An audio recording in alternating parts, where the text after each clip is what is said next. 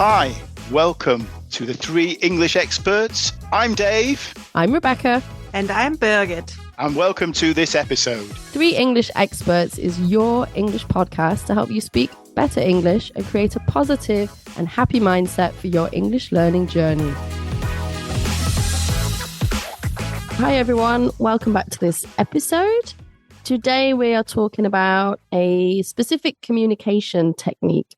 So of course, when you're learning a language, you're learning grammar, you're learning vocabulary, but you can also use, it doesn't have to be complicated, but you can also use communication strategies, let's say. This can help because even if you know the language, if you don't communicate clearly, you don't always get your message across. Dave today is going to introduce a communication technique that should help to make things persuasive and structured. Yeah, so me and Birgit are ready to learn something. So we're going to hand over to Dave. Hello there. Yes. And in fact, sometimes the simple ones, the easy ones are the best. So I'm trying to keep it easy today. But first of all, I thought I'd present a little quiz. So they're looking at my screen right now and they're seeing some pictures. I'm going to ask them what the pictures are that they see. And then at the end, I want them to tell me what all those pictures have in common. So let's kick off with Birgit looking at the pictures. So which picture would you like to describe first? What do you see? Oh, hello, everybody. Yes, I want to pick the picture of traffic lights. There's a traffic light on the far left corner showing green. So go. Traffic lights, green. And then I see a picture of three musketeers. Okie-dokie.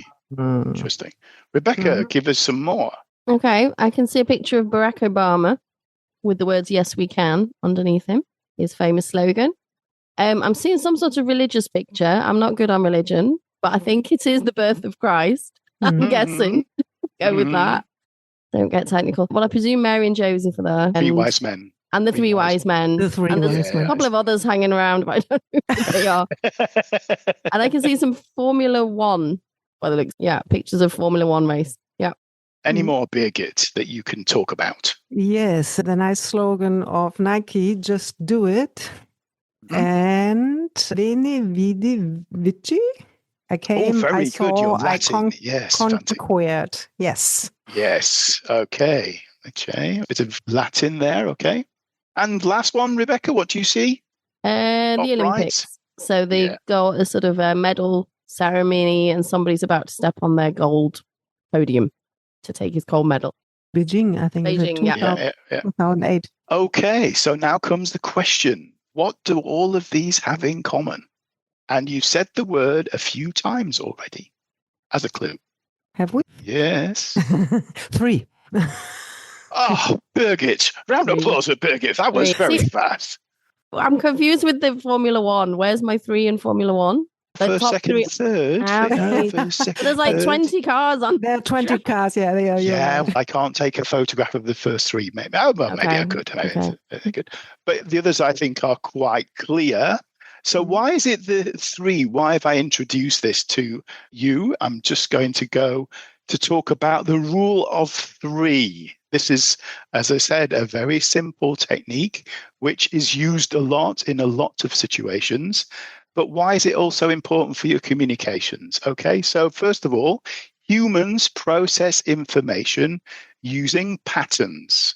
Okay, and the smallest number that you can have a pattern, guess what? It is 3. And of course, so therefore, when things come in threes, they're firstly more memorable, but also persuasive. So if you think of the phrases in English, blood, sweat, and tears, or Rebecca, what's the next one? Cool, calm, and collected. Very good. As we are. And finally, Birgit, the other phrase that we've got listed here. Stop, look, and listen. Yes, so really memorable things that we often hear and say in the English language. And also, of course, they're often used in the marketing sector. And so here we've also got a list of some of the typical brands that you will see all over the world, international brands that use the 3 in their slogans. On our list, we have 14. I don't know which ones stick out to you, Birgit, when you look at some of those lists of slogans for the different companies. For example, I mentioned before Nike, just do it. I really like that one because it's so simple and it says so much. Impossible is nothing. Adidas, I've never heard, obviously the English version. And Grace Space Pace, Jaguar. Oh, I like that. Typical Birgit, she's a German. She's picking the car one. So I'm going to pick Not so much into car. I'm going to pick the food ones. Go on. The first one, ba-da-ba-ba-ba. I'm loving it. Yes, McDonald's. Oh, yeah, McDonald's. Love that one, despite the grammar mistake. Rice Krispies. I wondered if that was coming. It does annoy me. Rice Krispies, which is a cereal. Actually, they don't sell it in Germany, but Rice Krispies is a Kellogg cereal. Snap, Crackle, and Pop, which is the noise it makes when you pour your milk on. And the last one, of course, one of my favorite foods that I could not live without, baked beans by Heinz. Beans means Heinz. I think every child in our generation, Dave, would know that. Absolutely. I was just thinking the same. If That's you easy to remember. Yeah, so good. That is an amazing, the marketing guys that came up with that. Wow, well done. I'm now motivated to look out for German slogans after our meeting. They've got Maybe 3. That got 3. Yeah, because Ich freue mich drauf. There are a few. There you go. Oh, no, that's 4. That's 4. Sorry, Ich freue mich drauf is 4. I'm trying to think of any Germans one though. Yeah, I'm wondering whether that's really. Was it Vorsprung durch Technik? Yeah, there you go. Yeah, well that's done. true. That's yeah, true. That's well done. Yeah. Very good. Yeah, very good. Interesting. Can't think now, but yeah. Yeah. Answers on a postcard. Here we go. So you see, the rule of 3 is very cool for your comms, as I wrote here. And I'd like to now mix that up with our next little communication tool called the convincing sandwich. There's food again there, Rebecca, huh? Yeah, brilliant. Convincing sandwich. Anyway, what is that all about? On our screen, which I'm sharing with the ladies, we have a wonderful picture of a man and a woman who are discussing their next holiday. And so the guy here in this picture would like to go to Poland. And of course, the wife doesn't want to go to Poland. And he wants to know why she doesn't want to go to Poland. And of course, he would like to convince her. Okay. So using the rule of 3, we're going to do that together to convince the young lady why she should go to Poland. Okay. So what do we do first of all when we have a look at our screen, ladies? Rebecca, what do you see here on this screen? What's our first major step? We've collected key reasons, key points for why we should go to Poland. So, for example, it's relatively cheap, or we can go by car. It's not too far away. We can take our own car, for example. Any more ideas from the list, the brainstorming list, Birgit? Yes, we can practice the language, although we might not speak any Polish yet. We are flexible. We have the Baltic Sea nearby. Yeah. Okay, so we have collected our arguments, why we think Poland is the ideal holiday destination that could, of course, be for her. You always have to think about the other person and what could be convincing for them, what reasons would win them over, okay? So that's very important when you're at the brainstorming stage. So we have a bunch of ideas. Now it's time to prioritize them and have a guess how many reasons we need or argumentations. How many do we need? Have a guess. Maybe 3. Well done. 3 it is, exactly. And what are the 3, Birgit? Let's have a decision. What are the 3? Yes, so it's something there for everyone. It's not too far. And the pricing, relatively cheap. I'm missing a food option. See, if I was going to Poland, if I'm going to Poland, top of my list is pierogi. I want pierogi in Poland. Okay, we can add that for Rebecca. That's okay. Relatively cheap pierogi. Okay. And it went in that order, didn't it, Birgit? This is important. Point number 1 point was number 1. Something there for everyone. Point number 2. Not too far. And point number 3, relatively cheap. Okay, that's very important that we know the different, which order they come in from 1 to 3. Okay, so let's start making our sandwich. I believe that Rebecca's hungry today. Let's start making our sandwich. What do you see here, Rebecca, on this picture? Actually, it says the convincing sandwich. Yes. I'm not completely convinced, I have to say. Does it not look yummy, though? It's a yummy sandwich. Yeah, huh? I see 2 slices of bread, and between the bread, I see some turkey, I think, and some salad and the tomato. And if it's Germany, then there's probably egg on it as well, because the Germans are obsessed with putting egg. Definitely, and mayonnaise. All sandwiches ever. And mayonnaise, yeah. Mayonnaise, definitely. Sandwich cream, if it's a German sandwich. Good. And of course, the bottom slice as well. So are you feeling hungry? Here we go. And then how do we build our argument or our convincing sandwich? We have an opening sentence at the top, which is the first slice of bread. And then check this out. This is where it becomes interesting. We use our second argument first and our third argument second.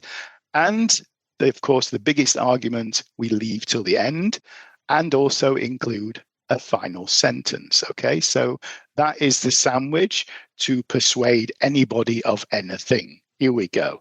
It could look like this. So we're going to read through the sandwich together. I'll do the first sentence, and then Rebecca, and then Birgit. So here we go. This is the first slice of bread at the top. Darling, I want to go to Poland this year because, beware, because is also a very important word, because as soon as you use that word, it automatically increases compliance. But you didn't know that, but you do now. What comes next, Birgit? Please read out our first sentence. Okay, first of all, it's not so far away. We can take our car and it doesn't take so long to get there. Perfect. Number 2, Rebecca. Secondly, Poland is still relatively cheap. So we get a lot for €100, a lot of pierogi, and we could afford a really nice holiday, or we still have money left for other things. Okay, that's good. And finally, the argument number 1, Poland offers everything we need. Mountains, lakes, Baltic, sea, shopping, and history. There's something there for everyone. And then our very final sentence at the bottom, and that is why I would like to go to Poland this year, darling. Is it, darling, the special bread? Yes, of course. That's the special bread. Are you persuaded? Are we going to Poland, darling, this year? Are you persuaded? Sounds good to me. I love Poland. I would always go to Poland. You don't need to persuade me, but yeah. Okay. I really like the mountain Baltic Sea. Yeah, that was very convincing in the end, I must say, yes. Thank you very much. So a little task for you ladies now. Would you like to create an argument sandwich? I've done my homework. Oh, very good. I've prepared my argument sandwich. Very good. Like convincing someone. What would you like to convince us, Rebecca? So I was thinking, what do people ask me? When do I have to convince people? And it's often my clients. I do have clients who want to meet in person. They want me to come to their company, which I do like doing that. But meanwhile, most of my business is online and it's just not efficient. I can do it from time to time, but for regular appointments, I do really prefer to work online now. So I do have to convince some of them because they're not always convinced. So that would be my top bit of bread. I would like you to work with me online because... Because... Now I'm just thinking if I've got my ingredients in the right order. Which one do I go with first? The second most important. Second comes first. Second comes first. Second comes first. Okay, it's flexible. We can work from anywhere. You could be at home. You could be in your office. You could be traveling. We don't have to have a central meeting point. It's easy. It's easy to meet. So in my experience, people cancel less when we're working online. Yeah. And then the number 3. Then the number 3 is resources. So when we're working online, we can share screens. You can show me documents. We can use the internet. We can use AI. We've got everything we need right in front of us. We don't have to bring in a laptop or set up equipment. It's all ready to go and it's easy. Okay. Fine. And then the number one, the biggie. The biggie is, of course, it saves time and it saves money. We all spend less time. I don't have to travel. You don't have to travel. We don't have to book rooms. We don't have to wait for people to leave a room so we can go in the room. That often I used to lose time in companies waiting for things like that. Ultimately, I can charge less. My fee is lower. My time, my resources are less. So that's the big one. Save money and save time. So that's why you should work with me online. Wow. I'm convinced. Very convincing. Is that a good sandwich? Very good, convincing. Very good sandwich. Excellent. Just need a bit more mayonnaise on the top. I was just going to say, for me, it's all about the bread. If you're giving me bad bread, I don't care. I need good bread. All right. I thought you might like it. Cool. There we go. The rule of three and the convincing sandwich. Hope you enjoyed it. It was yummy for you. Just wanted to add that I haven't prepared my convincing argument, but I think I'm going to try that on my husband. I've never thought about that this way, but now that's something food for thought for me. Thank you. I'm going to try that. Maybe that's working. If it works. But I want to tell our listeners on an English learning journey where people usually look out for words, for wordings, and for better communication skills. I think this is a kind of next step that you use a strategy even in your business meetings. It's wonderful to have this at hand, to be prepared and have that in English. That's something you can prepare on your own before you go into a meeting, but you have a strategy and you should feel good and very well prepared, and that can leave you, or you come out with it feeling strong, you manage something on a higher level. So that's the next step. I think this is what I wanted to share. Yeah. I think so. I think it's just because you have the right words or the right phrases doesn't necessarily mean you can convince someone or that you can present your information very well. You often hear people not being able to structure their arguments. And this is such an easy kind of simple way of just structuring any kind of argument. So like Birgit said, you could be in a meeting, could be in an email. You've got to convince someone in an email of something. I was just thinking like job application. When my clients come and they're trying to prepare for an interview, they often say, what are your 3 strengths? Or what 3 words would people use to describe you? They never say what 4 words or what 2 words. Yeah, absolutely. They always go with the 3. So it does fit. Yeah. And this because comes in there as well. My strengths are blah, blah, blah, because always justify what you're saying, give a good reason for that. Yeah. So it's a tool. And like Birgit said, you could prepare in advance. It's quite a powerful communication skill combined with your English. And your English doesn't have to be really complex because it's a simple, absolutely not. It's a simple structure. And it's a takeaway for maybe your German meetings as well. So you learn something for convincing, you can use that in German as well. Yeah, absolutely, Yeah. Takes a bit of time to get used to, of course. It needs preparation maybe at the beginning, but once you've done it a number of times, then you can start to do it more flexible, more easygoing, and to just come up with it like this once you practice it a little bit.